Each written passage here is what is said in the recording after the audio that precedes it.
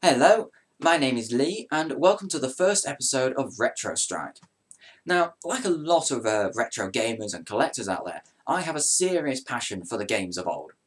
Be it Mario World, Mega Man, Final Fantasy, Secret of Mana, Streets of Rage, whatever.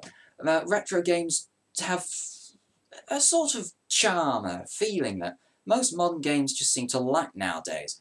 And that's possibly the reason why we like them so much, and why such a large community has grown up centered around them. Retro Strike is basically going to be my contribution to that community, through which, as my collection behind me grows, I'll be bringing you reviews of as many of the games of the good old days as I can.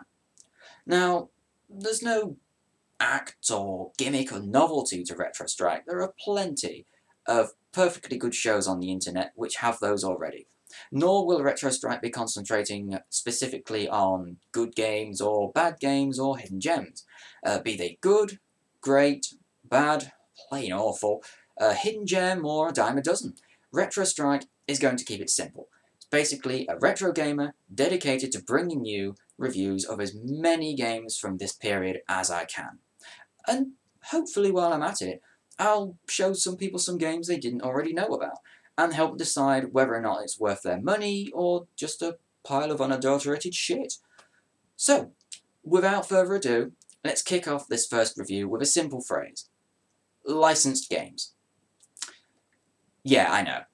Not the most awe-inspiring phrase on earth, really, is it? When most gamers think of licensed games, their expectations, they tend to be quite low. And let's face it, this stigma is perfectly justified, since most licensed games tend to be a load of shit. Although you do get some absolutely fantastic games based on licenses, say the Chronicles of Riddick for example, these are relatively few and far between. Most tend to just be shallow, poorly designed bits of crap, designed purely to use the name to extract money off people who like the source material. And back in the 16-bit days, the 8-bit days, all the retro days, it wasn't really that much better, let's face it.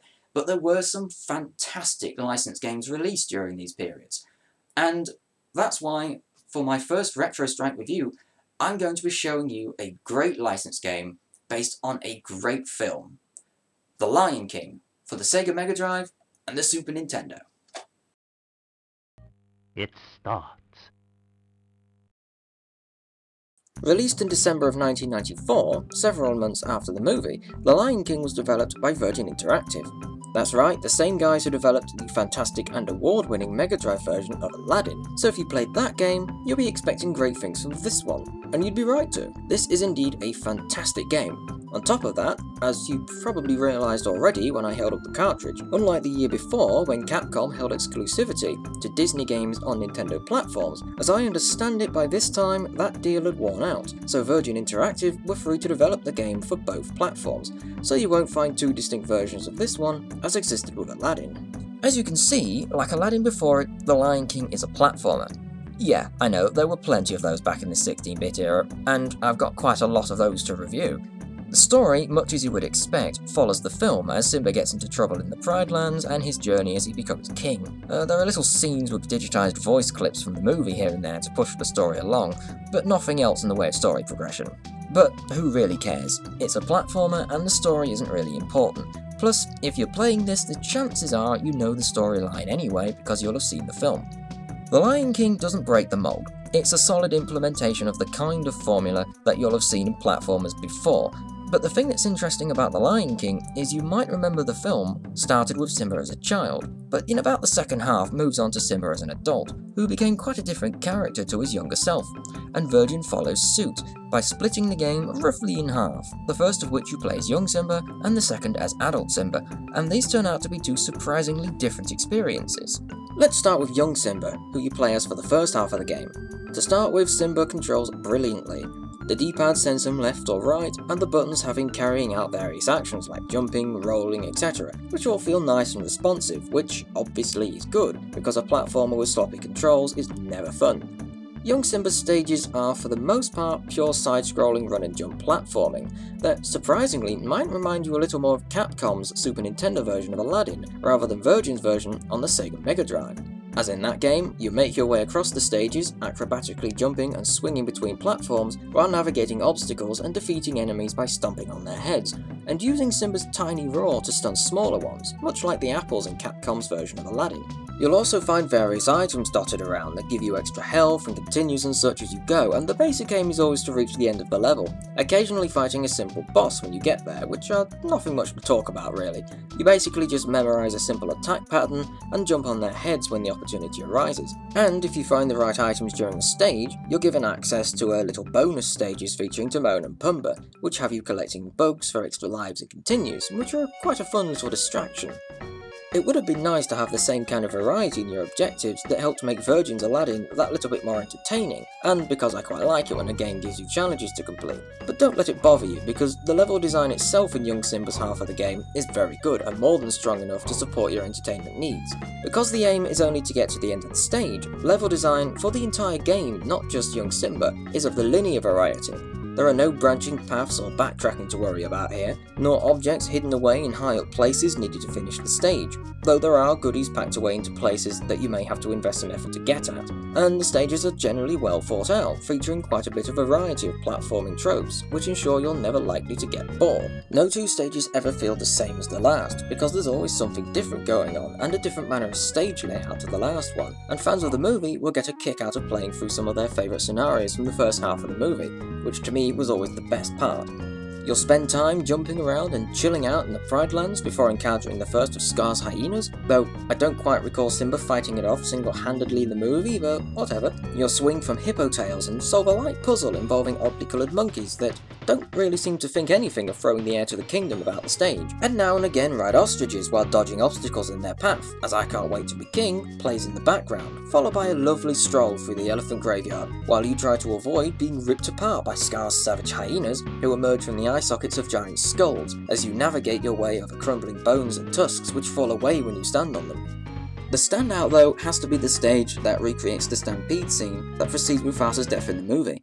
You're put into an on-rail style level and have to maneuver Simba left and right to avoid the stampeding wildebeest and jump to dodge rocks that get into your path ahead of you. It's short, but seriously intense stuff that requires you to be very observant and be able to react quickly as wildebeest emerge from the stampede to trample you in ever more complicated patterns. Fans of Virgin's Aladdin will instantly draw comparisons to the stage where you had to dodge rocks on the magic carpet while escaping from the Cave of Wonders, and they are very similar experiences. Judge for yourself which is better, but I think the Stampede actually beats the escape from the Cave of Wonders in terms of intensity. So, you've worked your way through the first half of the game, and you're at that point where you pretty much know what kind of stuff's going to be thrown at you from this point on. But then, just as in the movie, the game switches to adult Simba, and it suddenly becomes quite a different experience. While young Simba's stages place the emphasis on run and jump platforming with a healthy dose of acrobatics, the second half becomes much more like Virgin Interactive's version of Aladdin on the Megadrive, as the emphasis shifts from run and jump platforming to action. Adult Simba is much bigger than young Simba. He can take more damage, and rather than jumping on enemies to defeat them, now has access to a nice variety of attacks, including a nasty paw slap and the ability to pounce on and savagely maul your opponents. Although the game didn't really need any new life breathing into it, it makes for a satisfying change of pace, especially when you encounter those hyenas again. Before, you were practically crapping yourself trying to dodge their attacks, knowing that just 2 or 3 hits would be the end of you. Now, next to adult Simba, they're half your size, and rather than dodging their attacks, you simply walk up to them and beat them to death with a few slaps of your big heavy paws, or pounce on them, or maul them to death, or throw them across the screen. It's up to you really, since Simba now has a decent amount of options for combat. Now, don't get me wrong, the game doesn't become a complete pushover, since in keeping with the shift to action, it now throws more enemies at you that can kill you pretty easily if you don't be careful, but you still have that sense of being a big, powerful lion, rather than that weak, fragile cub you were before. Unfortunately, to me, the second half of the game, although certainly still great fun, is by far the weakest. The main issue I have is that with this shift to action, the great stage design that for me was the highlight of the first half of the game seems to have suffered a fair bit. You've still got a fair bit of platforming to do, but for the most part I felt that it becomes a lot simpler. There's less in the way of swinging from point to point, and you won't be doing anything half as intense as evading the earlier mentioned stampede. Sure, you've still got a tricky section here and there, but you won't have to put too much effort to get through these stages, and it just feels like the effort put into designing the stages of the first half is just missing in favour of more action. There's also not to mention the second half is home to the most awful level in the game in the form of Simba's return. It's just an awful, infuriating mess. It's basically just one giant maze which forces you to go through door after door after door with no idea where each one leads until you've been through them, and you'll be spending a lot of time here simply because you end up getting lost, and you'll find that for some reason you can't go through doors until you've wiped out all the hyenas in a room, regardless of whether or not you have a straight run at the door. And to add insult to injury, the hyenas respawn, so if you take the wrong door, you have to fight them again the next time you return to a room where the hyenas were. Maybe it's just because I hate mazes, but I just feel that with the great level design that preceded it in the first half, it's just hard to comprehend how such a badly designed level got into the game. And as for general stage design, perhaps it's just how the second half stages seem coming immediately after the first half, but I just feel that the stage design in the first half was much better. Though, don't get me wrong, what you get in the second half is still solid, it still works. General consensus is that this game is quite hard, and although I think people exaggerate that fact a little bit sometimes, I do have to agree that for the first half at least, it is quite hard. In fact, I found it quite surprising how difficult this game is. I'd say it's at least as hard as Virgin's version of Aladdin. I suppose the reason I say it's a surprise is that the first stage is so easy. You expect the game to have quite a gradual difficulty curve, if any at all, but when you reach that second level, the difficulty spike hits you like a kick to the nuts, and it only gets harder from there. Now, let's not get too carried away, it's certainly not the hardest game I've ever played. That dubious honour goes to Ghosts and Goblins, as I'm sure it does for a great many people, and I'm not saying that being hard is bad. I love games that make you work for that ending, and once I got over the abrupt jump in difficulty, I really enjoy the challenge that the Lion King's first half threw at me, but I do feel that frankly, it could be argued that Virgin made it slightly harder than is necessary. Like I've already said, the design of these stages is fantastic, but part of the reason this game is hard is simply because you have to be very precise, and I mean almost inch perfect, about when and how you pull off your jumps. Take perhaps the first example you'll encounter in the second stage. When you're riding the ostrich and have to dodge the hippos and nests by ducking or jumping over them, the hippos and the nests alone don't really present much of a problem, but when you get to the hippos who stand under the nests, you have to jump the hippos and then jump again to get through the nests, but if you jump a second too early, you'll hit them and die. Jump a second too late, and you'll hit them and die. There's no leeway so far as I can see. You either have to hit the jump button at the exact right moment, or you aren't getting through it. How about the part where you have to swing from the hippo tails to get to the other side of the pond? Or in fact anywhere where you have to swing from something to reach a platform. You have to make sure you land exactly on that swing point to catch it. Just an inch too far either way and you'll fall to your death, and it doesn't help that they're very often quite small points. Compare this to something similar, say swinging from things in Capcom's Aladdin on the Super Nintendo, where you jump at something and you grab it, and you can see how it could have been made more forgiving. This game will really test your twitchy platforming skills, and I have to admit that I quite enjoyed it because of this. Some might disagree with me, but there's something really satisfying about making a jump or grasping a swing point that required some effort to accomplish. Although sometimes it feels cheap and sometimes frustrating to die after missing a swing point or a jump, it's clearly not the result of bugged or broken design. Yeah, Virgin are busting your balls on purpose. After a few attempts, I got the hang of catching those swing points. I got the hang of reacting in time to make those jumps and dodge those wildebeest, and you will too. And when you do, it is immensely satisfying. Just be warned, you're very likely to lose a good few continues before it gets easier. Now, I do have a problem with the enemies that you have to fight though. It might just be me, but they just feel a bit too powerful compared to young Simba. Young Simba is fast and nimble, but some enemies do quite a bit of damage, especially the hyenas in the elephant graveyard. It doesn't take many hits from them to kill you, and although dodging and killing one isn't so hard, after the first one, they appear in groups, and you'll find yourself dodging and attacking one, only to get mauled by the other, and find that your health bar is just whittled down to nothing, and your pitiful roar doesn't even stun them like it does the smaller enemies, so that's no help. Don't even get me started on those bloody vultures. The tiny porcupines, lizards and bugs won't shave large amounts off your health bar, but there are a lot of them, and they will generally be placed so that they're directly in your path, so you'll be hitting them a lot until you learn where they're positioned. It helps a lot if you can get the health extension bug, but you will still find yourself being whittled down quite often. Are the enemies a major problem? I guess not. I just guess I found the enemies to be quite infuriating personally. Strangely, the difficulty becomes much easier in the second half of the game as adult Simba. Although, as I said before, the game throws more enemies at you, which prevents it becoming a complete pushover, and you do feel like a powerful lion, the fact that you can take more hits and deal more damage alleviates the issue of enemies overpowering you and whittling down your health so easily. And as I've said, the stage design seems an awful lot simpler, even though there are still some tricky spots. These two factors combine to make the second half just generally easier overall. Even though I lost a fair few lives in the process, I actually managed to get through the whole second half of the game in one sitting the first time I reached it, which is something I can't say about the first half. With the first stage of the game being so easy, it's slightly baffling that the rest of the first half is so hard, and then the second half is easy in comparison to that. Some people might agree with me, some might not. But to me, this fluctuating difficulty just gives an impression of poor balancing between the two halves of the game, which ends up putting a smudge on otherwise great game design. Don't let it put you off buying and enjoying the game though, it's still a lot of fun and doesn't break it, and I'm certainly not saying it's somehow bad because of it. I just think they could have been more consistent about the difficulty. I know I keep going back to it, but Aladdin was fairly hard, but it was consistent in its difficulty. It started fairly hard, increased in a curve, and ended hard. It never really went from one to the other and back a bit, so why The Lion King does is just beyond me, really. The presentation in The Lion King is really, really good. Virgin Interactive's Aladdin was famous for its use of something called Digicel technology, which, without getting into technical detail, was basically a technique that allowed Virgin to use actual Disney-produced animation cells, which allowed them to replicate the animated look of the movie. And it's clearly in use here, with all the important characters, Simba, Scar, the hyenas, etc., all looking and animating like they were lifted straight from the movie.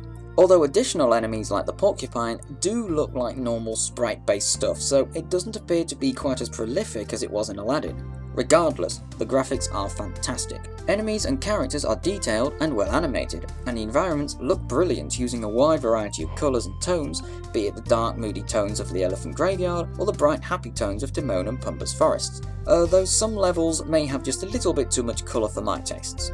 And for those who care, the differences between the Megadrive and Super Nintendo versions aren't really that dramatic. The footage you're seeing here is from the Super Nintendo. I didn't have time to record the Megadrive, but I personally think the Super Nintendo is slightly better in the graphics department. A bit cleaner and makes use of the Super Nintendo's more versatile colour palette, but the differences aren't really dramatic enough to be bothered about, since Virgin clearly knew how to get the most from both consoles. This just leaves the sound design, and what great sound design it is! The sound effects on both versions are of high quality, but it's the music that's the showstopper here, and in both versions is very impressive. It's been quite a few years since I've seen the movie, but one thing that has stuck in my mind was the soundtrack. For me, it was some of the best music of any Disney movie ever, and both consoles recreated brilliantly here, including all the major tracks from The Circle of Life, right the way to Can You Feel the Love, even if that is only used in the end credits. I'm not saying it's up there with the likes of Chrono Trigger, but I have to admit there have been quite a few times where I've been happy to go to the sound test and just sit listening to the music and not bother playing the game. The differences between the two versions are a lot more pronounced here though. The Super Nintendo is by far the superior of the two. Hardly surprising since it has the more advanced sound chip, and it does tend to sound the best when it comes to cross-platform games, but as with the graphics, Virgin knew how to get the most out of the Megadrive, and have used it to create a soundtrack for the Megadrive that's still worth a good listen to in its own right, and makes good use of the system's sound capabilities. Right, so there you have it. The Lion King isn't a revolutionary platformer in any way, but it is a very solid and well-designed game. It has a few flaws, it suffers in the second half due to slightly simplified level design, and it has a fairly odd difficulty balancing. But in the grand scheme of things, this shouldn't really bother you, because with its great combination of two fairly different playstyles, action and run and jump platforming, backed up with great graphics and great music, it provides everything a platforming fan needs to have a great time. And it not only shows how a licensed game can be done well, but how it can be done brilliantly. Now, if you haven't played The Lion King, getting hold of a copy shouldn't be too hard. It sold quite well in both Europe and the USA, which means there should be quite a few cartridges knocking about. For the Super Nintendo on eBay, it costs about between £5 and £10 for a loose copy, and £15 and £25 for a boxed copy. And it's between about $5 to $30 on the US eBay. As for the Megadrive, you can get it much cheaper. You can get it for about £10 boxed, which is about the same in US dollars as well, actually. I presume this is because of the more sturdy boxes that Sega put their games in. Now, these are all second-hand, obviously, but if you should want it new, and I mean really, really want it new, at the time of filming, I did find a listing on eBay.com selling unopened copies on the Megadrive for $443. Yeah, I don't know who they think they're kidding, but if you should want it, the option is there. Right, this has been the first episode of Retro Strike. If you want to let me know what you thought of the episode, or you have a suggestion for something I can cover or review in a future episode, feel free to leave a comment below. And remember to like and subscribe for future episodes and more reviews. Thanks for watching.